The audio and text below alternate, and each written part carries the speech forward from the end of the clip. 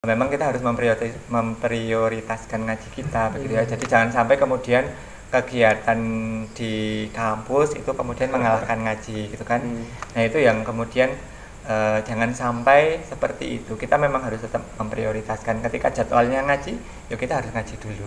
Baik itu ngaji di cabang, ngaji di pembinaan warga asrama begitu, ataupun mungkin pas kegiatan asramanya itu kita harus ikut.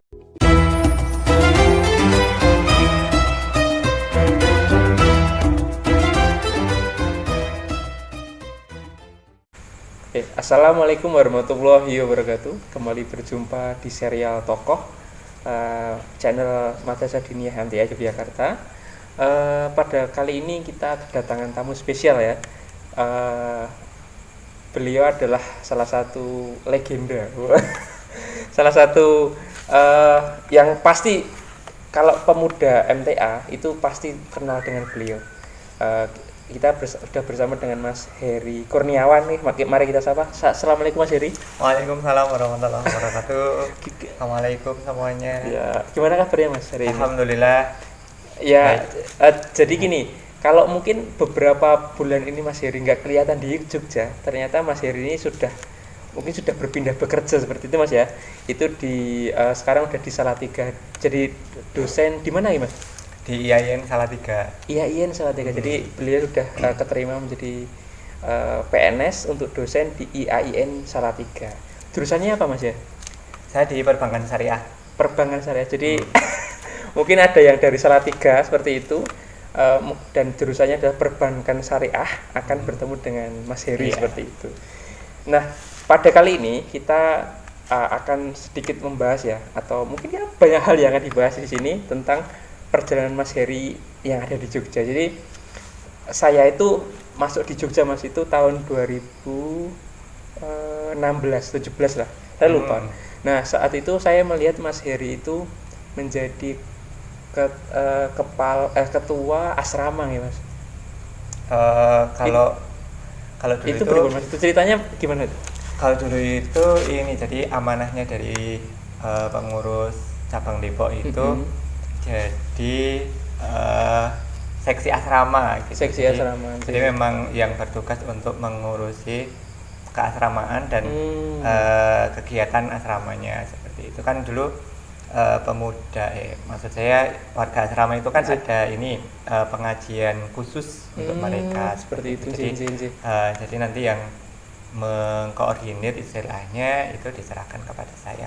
Termasuk nanti misalnya ada dari luar asrama, maksud saya yang masuk ke Jogja kemudian ingin ke asrama begitu, biasanya nanti yang dihubungi pertama kali saya, baru kemudian nanti saya lapor ke pengurus begitu, kemudian nanti mereka kesini kayak gitu.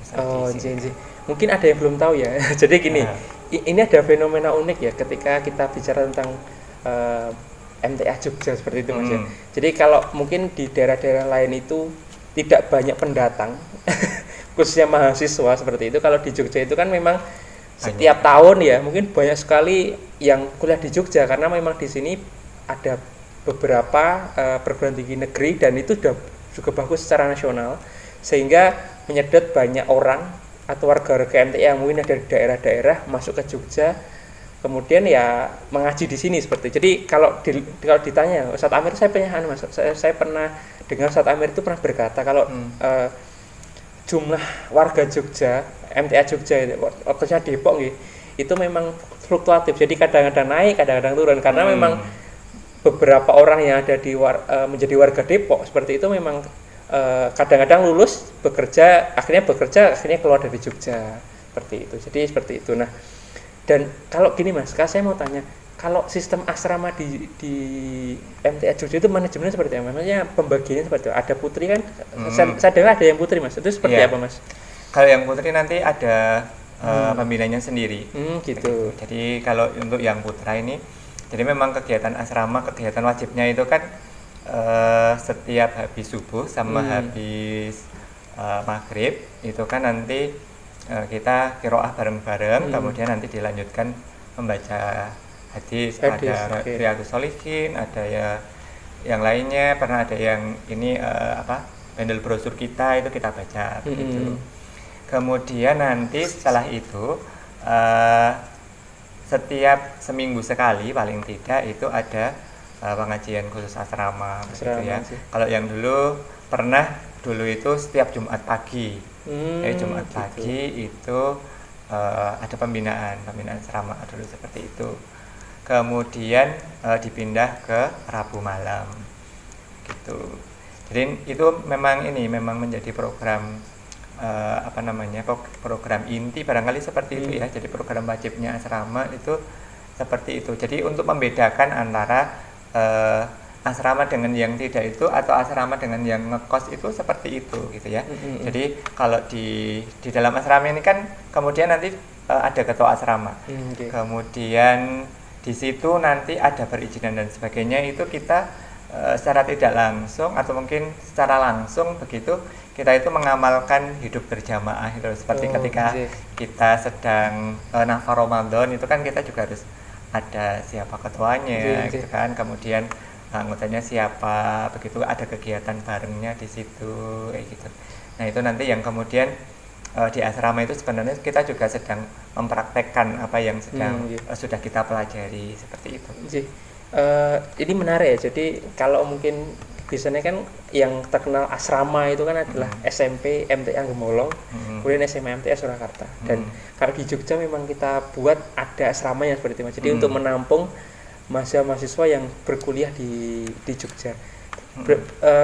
Tadi saya juga mendengar berarti ada yang tidak ada di, maksudnya walaupun itu warga MTA dan mungkin kuliah di Jogja, tapi berarti ada yang tidak di asrama Mas itu.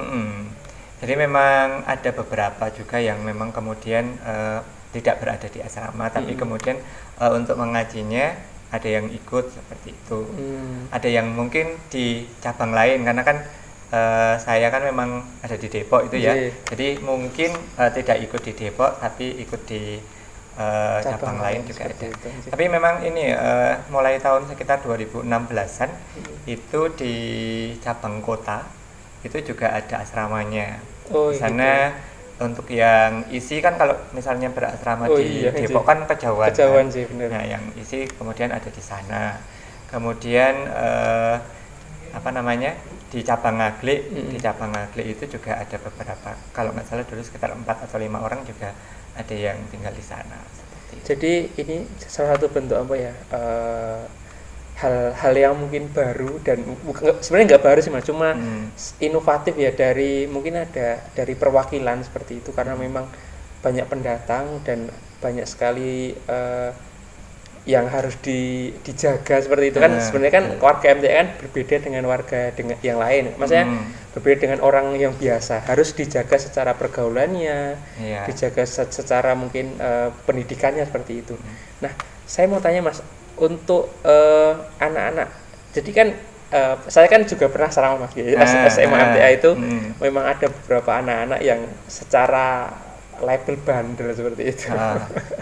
Itu Mas, untuk jadi kalau di asrama itu kan ada hukumannya, contohnya dikeluarkan atau gimana. Kalau dari asrama yang ada di Jogja yang dulu pernah Mas Heri tangani itu pripun Mas, untuk kan pasti ada yang bandel seperti itu, itu gimana Mas?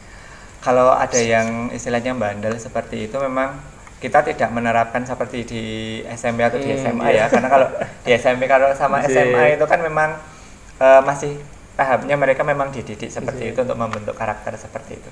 Tapi ketika sudah dewasa, kita anggap dewasa karena mahasiswa itu memang harusnya sudah dewasa gitu kan. Ya mereka sudah bukan siswa lagi, sudah pakai kata maha begitu kan. Nah itu mereka ini ketika ada yang membandel begitu kita coba ingatkan. Karena setiap habis maghrib, setiap habis subuh seperti itu kan, setelah kita baca kiroah sama baca brosur itu kan kadang ketua asrama itu kemudian sambil apa yang perlu kita bicarakan, apa yang perlu kita evaluasi seperti itu. Nah mungkin letaknya di situ.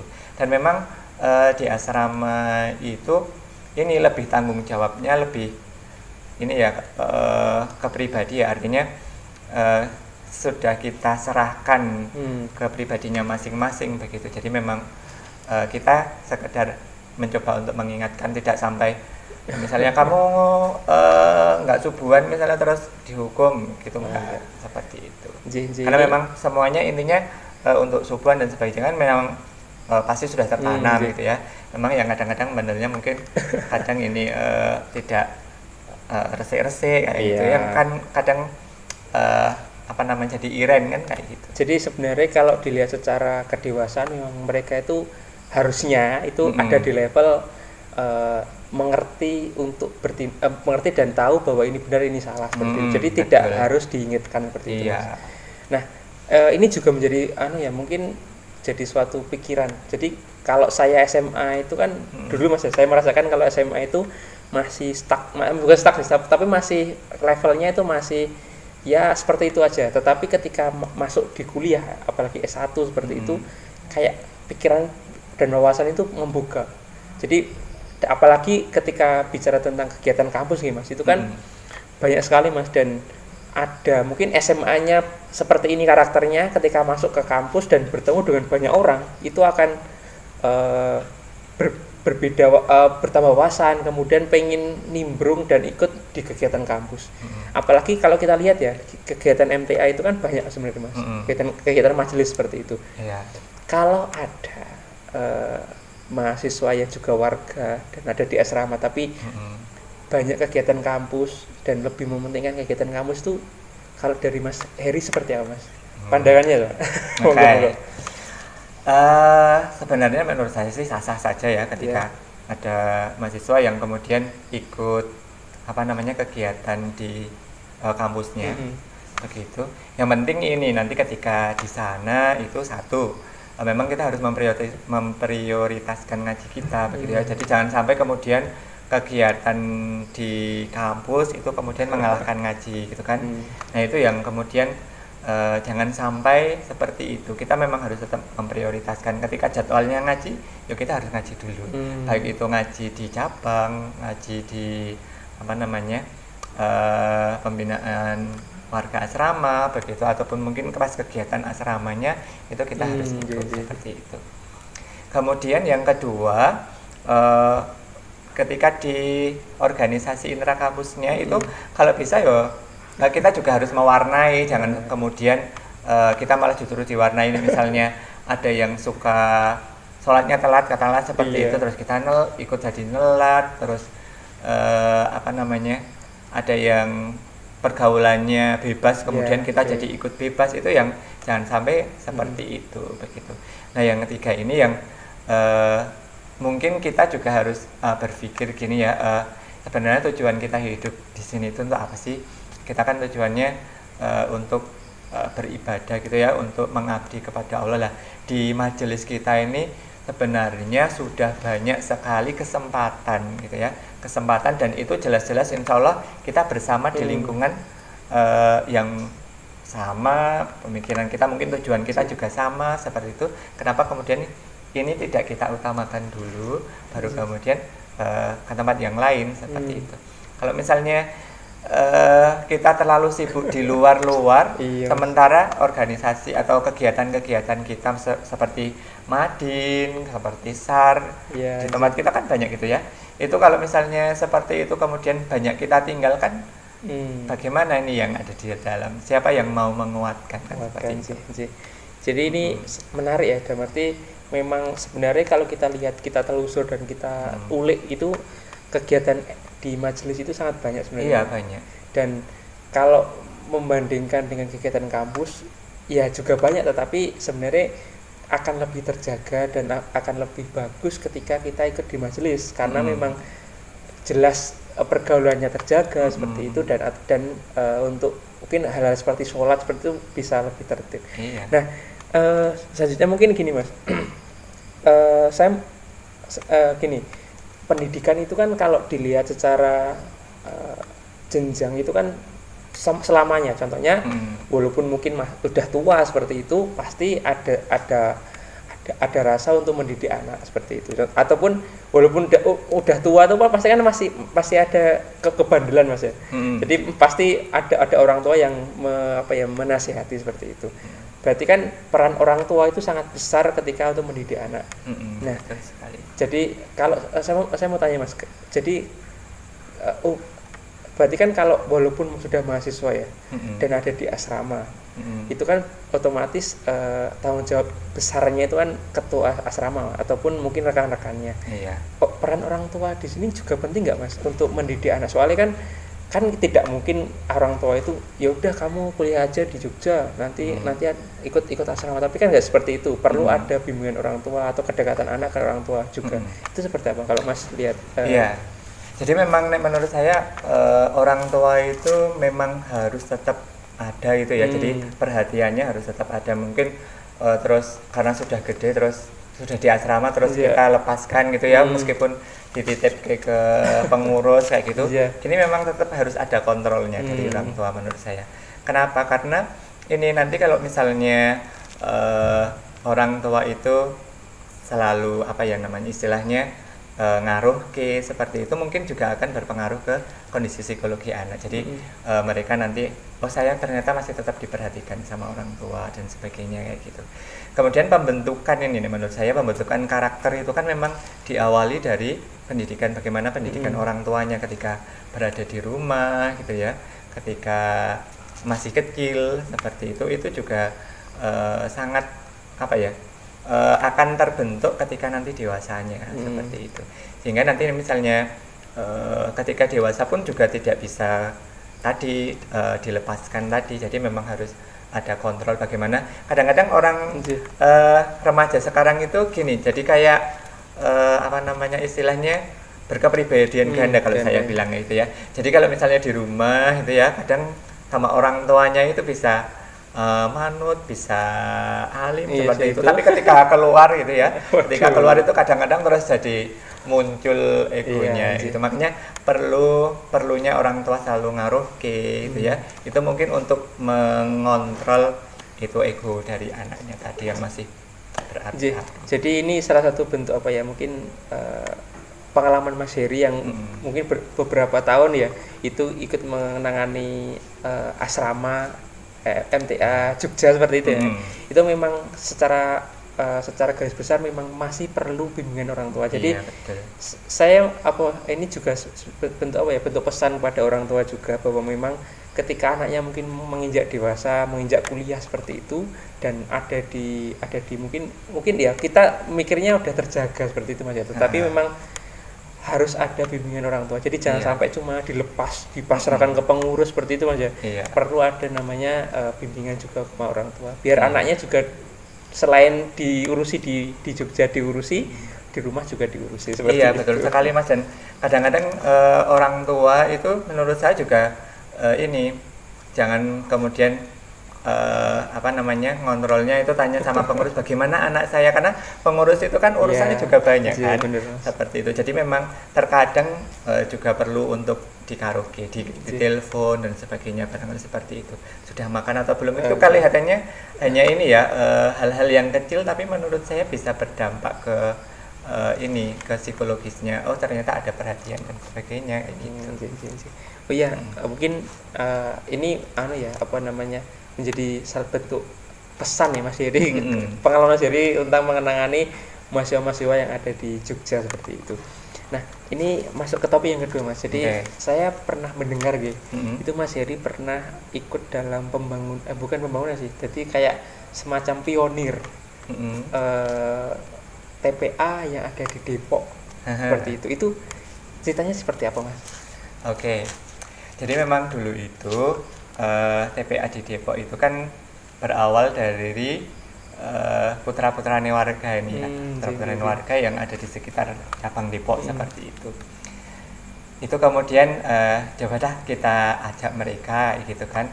Jadi biar nanti kan mereka yang akan melanjutkan estafet dakwahnya itulah. Dulu kita ajak tuh dulu itu yang awal-awal itu putranya Ustadz Triyono kayak gitu, dan yang dekat-dekat di situ kemudian kita aja dulu hanya ada berapa ya, hanya ada sekitar 3 kalau nggak salah, 3 atau 4 ya, gitu kan teman-temannya Mas Yasin itu. Kemudian ini dari situ kemudian ternyata mereka juga ini tertarik karena kan dulu TPA yang ada di sini kan termasuk ini konsisten gitu ya, artinya kan kadang mungkin di masjid itu kadang biar repet kayak gitu istilahnya. Nah itu kita termasuk yang konsisten. Kemudian ini mereka karena konsisten itu kemudian nenggon kene ternyata terus menerus nih gitu. Jadi mungkin mereka tujuannya pengen bisa baca Al-Quran dan sebagainya itu bisa lebih cepat tercapai, akhirnya mereka tertarik untuk kesini gitu. Kalau dilihat secara Mas ya, kalau dilihat perkembangan gitu, itu kan kalau TPA, MTA, Jogja itu kan secara general atau umumnya itu kan lumayan berkembang Mas. Jadi sudah ada konsep. Jadi konsep mengajar di TPA itu kan ada gurunya, ada santrinya dan lain-lain. Itu memang secara sistem sudah lumayan terbentuk.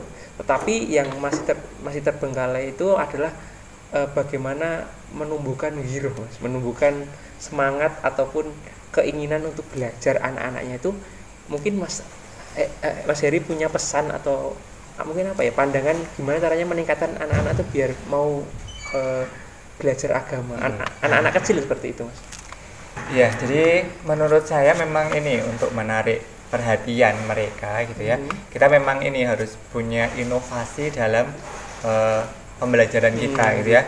Jadi tidak sekedar monoton kita ceramah gitu ya atau itu, tapi kita juga harus ada sesuatu yang menarik, apa yang disukai anak-anak itu. Kalau dulu pernah saya dapatkan, kalau misalnya kita itu mengajar anak itu sebaiknya kita itu juga menyelami dunia mereka gitu. Jadi kita itu nanti bisa merasakan apa sih yang mereka sukai kayak gitu, kemudian kita bawa ke pengajaran kita. Kan tidak mungkin mengajar anak akan disamakan dengan mengajar yang sudah lebih dewasa sedikit, itu kan berbeda itu. Kan mereka itu anak-anak itu kan kebanyakan TPA dulu itu kan memang usia SD ke bawah ya, dan usia SD ke bawah itu kan memang lebih banyak untuk suka bermainnya dan sebagainya. Nah mungkin kita ajak pembelajaran di situ, kelihatannya bermain tapi kita juga belajar. Nah itu nanti yang akan kemudian akan menarik perhatian mereka gitu. Jadi insya Allah nanti pembelajaran mereka itu nanti juga dapat gitu. Oke.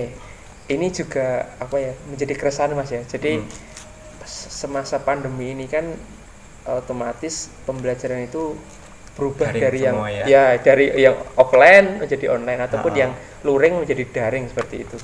Nah, apalagi Mas Heri kan juga mengampu mata kuliah yang mungkin di universitas yang pasti juga daring seperti itu. Mas. Nah, kalau dilihat secara apa yang harus dilakukan Mas ketika menjadi guru sebetulnya seperti itu, ketika menghadapi harus daring seperti itu kan berarti kan tidak bisa mungkin secara tujuan pembelajarannya tidak 100% tercapai, tapi paling enggak biar menarik itu seperti apa Mas? Maksudnya skill apa mungkin yang harus dimiliki oleh guru seperti itu agar pembelajarannya menarik? Iya. Nah, menurut saya yang pertama kita itu sebagai pengajar memang harus komunikatif gitu ya. Jadi komunikatif artinya jangan sampai kemudian anak-anak itu kita cuman ngomong tanpa anak-anak tanpa diperhatikan kayak gitu. Jadi memang kadang kita harus tanya mereka gitu. Itu biar ini. Jadi nanti mereka juga akan memperhatikan nih. Nanti saya dipanggil nggak ya, misalnya kayak gitu. Itu nanti mereka akan merasa seperti itu. Kemudian yang kedua, kita juga harus menggunakan media yang anak-anak itu ini seneng gitu ya. Misalnya mungkin dengan video kan mungkin anak-anak suka nih video-video seperti itu. Kita gunakan saja nanti di situ. Kayak yang di Madin kan kita juga sudah bikin ini ya, TPA berkisah itu ya. Nah itu menurut saya juga media yang bagus nanti digunakan untuk menyampaikan materi, menyampaikan isian kepada anak-anak. Karena anak-anak diceritani dengan dongeng seperti itu kan mereka masih suka kayak gitu. Kemudian yang selanjutnya ini nanti bagaimana biar anak itu kita harus tetap menjaga anak itu konsentrasi. Nah, ini yang perlu perlu kita perhatikan gitu ya sebagai pengajar, bagaimana biar anak itu tetap berkonsentrasi. Karena terkadang gini, ketika pembelajaran daring kayak gitu ya, yang menunggu itu orang tua. Sementara orang tua itu dengan anak-anak, kadang anak-anak kan berani tuh, maksudnya sama orang tuanya lari-lari kemana, orang tuanya sampai ngelek dan sebagainya itu tidak didengarkan lah. Ini yang kemudian bagaimana biar anak itu bisa tetap stay di depan laptopnya. Gitu. Jadi mungkin ada namanya gini Mas, selain ada inovasi mungkin ya, ada hal-hal yang menarik yang dihadirkan oleh guru untuk siswa, berarti ada peran orang tua nih Mas untuk bisa menjaga anaknya itu tetap belajar. Soalnya kan otomatis yang melihat mereka, mengawasi mereka di rumah kan orang tua seperti itu. Jadi mungkin itu nih Mas. Terima kasih, ini banyak sekali hal yang bisa kita kita ulik, kita pelajari, dan kita mungkin bisa ambil hikmahnya dari wawancara saya dengan Mas Heri. Jadi beliau ini salah satu orang yang mungkin dituakan di Jogja pada kala itu. Memang sudah tua barangkali. Dan pengalamannya tentang bagaimana mendidik mungkin mendidik mahasiswa seperti, dan sekarang menjadi dosen di IAIN Salatiga seperti itu. Terima kasih Mas Heri untuk untuk pengalamannya, dan semoga hari ini bisa menjadi bisa membuat wawasan dan pengetahuan tentang bagaimana mendidik anak seperti itu. Terima kasih. Itu dari saya. Terima kasih Mas Heri. Nggih, sama-sama, luar biasa kesempatannya. Saya juga terima kasih nih, kehormatan sekali diundang di podcastnya Madin. Iya, terima kasih Mas Heri. Nggih, itu aja untuk pertemuan kali ini. Saya pembawa acara, mohon maaf apabila ada kesalahan kata. Akhirul salam. Assalamualaikum warahmatullahi wabarakatuh.